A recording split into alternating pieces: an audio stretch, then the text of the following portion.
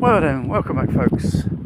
Regarding that famous vote in the European Parliament which they done, 3/4 of the European Parliament had voted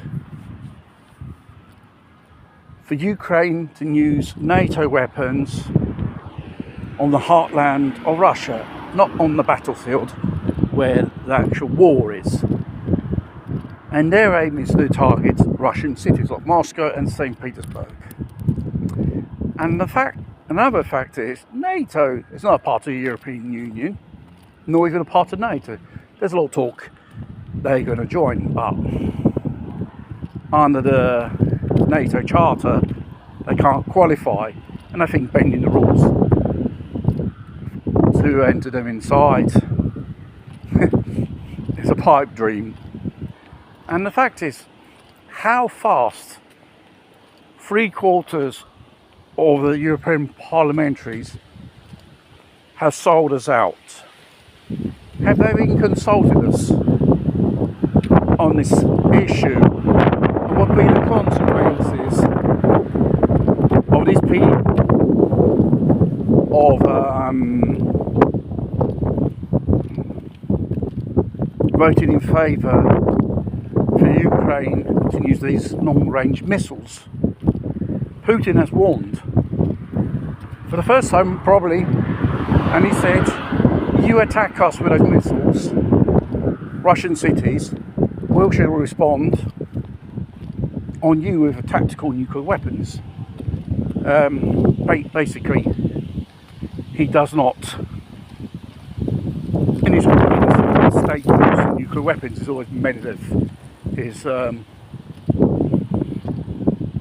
counterpart in the Russian government. And basically, we have Zelensky, as we know, going around begging for money and weapons, and obviously the econs of America and the West.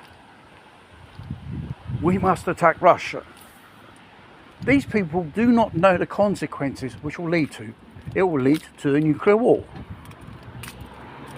If it occurs a nuclear war, even with tactical weapons in Europe, Germany and Italy will be the heavily target with these mass destruction weapons. And it goes to show how these politicians, which are globalists, Marxists, socialists, or wokey, lefties, whatever they are psychopaths. They do not take into account the consequences and the casualties in human lives. This could occur if they start attacking Russia with these ballistic missiles. And Zelensky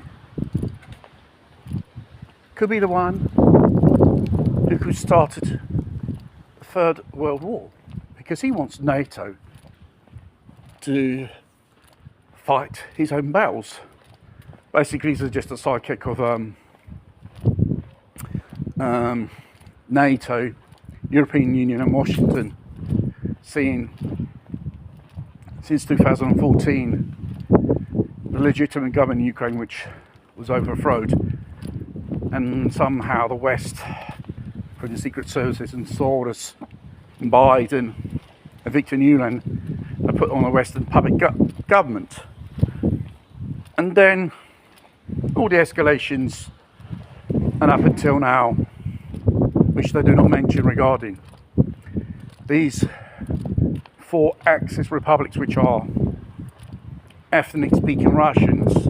There was a treaty of Minsk which everyone signed, and no one respected in the West means autonomy for these republics to govern themselves, independent separate states, and Ukraine should not join the European Union nor NATO. It was all, we should say all the time, for the West, NATO to plan a war, an attack against Russia,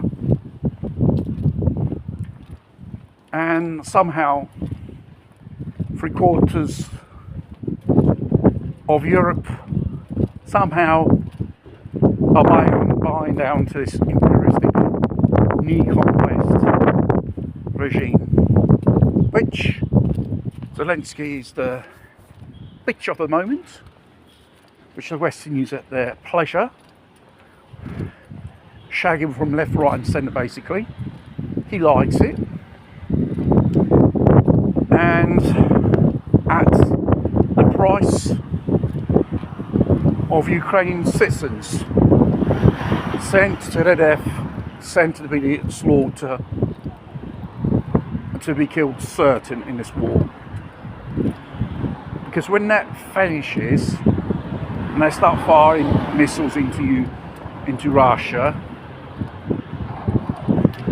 God knows what type of warheads they will be using. You never know. A small nuke, then a nuke, a nuclear event, kickstart Article 5. Will all the nations say that they will join in the fight with Article 5?